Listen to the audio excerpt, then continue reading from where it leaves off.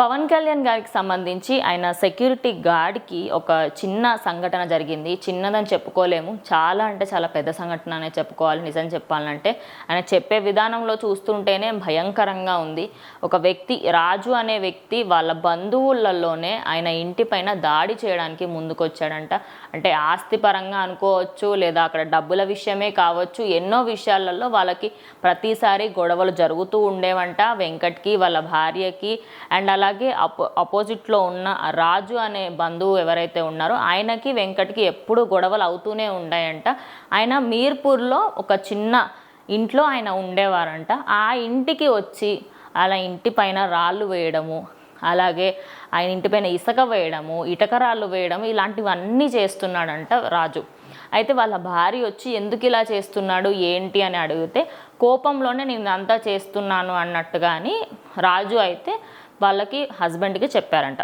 మరి ఇంత జరుగుతున్నప్పటికీ కూడా కొద్ది రోజుల పాటు ఎప్పుడు కూడా పవన్ కళ్యాణ్ దృష్టిలోకి తీసుకువెళ్ళలేదంట.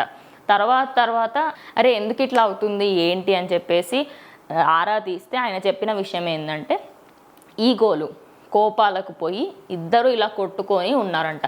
అయితే ఆయన ఇంటి ముందున్న బైక్, అలాగే సీసీ కెమెరాలు అన్నిటినీ ధ్వంసం చేశారంట. మరి పవన్ కళ్యాణ్ గారికి ఆయన వెళ్ళి మొరపెట్టుకున్నారంట. ఆయన అభిమానులతో కూడా చెప్పారంట, ఇలా అయింది, నాకు ఖచ్చితంగా సెక్యూరిటీ కావాలి, హై సెక్యూరిటీ కావాలి సార్ నాకు అని చెప్పేసి చెప్పడం జరిగిందట.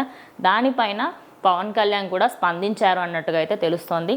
కానీ అక్కడ ఎందుకు ఇంత కోపాలు, ఇంత ద్వేషాలు అంటే నెటిజన్స్ కొందరు ఎలా అంటే ఈ మ్యాటర్ కూడా తీసుకొస్తున్నారు, ఇది అపోజిషన్ వాళ్ళే ఏమైనా చేసుంటారేమో అనే పాయింట్ కూడా బయట రేజ్ అవుతుంది. మరి అక్కడ ఎంత నిజం ఉంది ఏంటి అనేది తెలియదు. ఎందుకంటే ఇప్పుడిప్పుడే ఎలక్షన్లు కంప్లీట్ అయ్యి రిజల్ట్కి దగ్గరలోకి వస్తున్నాం కాబట్టి ఏ ఇన్సిడెంట్ అయినా ఖచ్చితంగా అపోజిషన్ పార్టీ వాళ్ళే చేస్తారు అన్నట్టుగా ఉంది. కానీ అక్కడ క్లియర్గా బంధువులను మెన్షన్ చేసినప్పటికీ కూడా నెటిజన్స్ చాలామంది కాదు, ఇదేదో కుట్రతోనే చేశారు అన్నట్టుగా మాట్లాడుతున్నారు. మరి తెలుసుకోవాలి నిజంగా అక్కడ ఏం జరిగింది, మరి ఆయనకి హై సెక్యూరిటీ ప్రొవైడ్ చేయబోతున్నారా లేదా అని ఫ్యూచర్లో తెలుస్తుంది.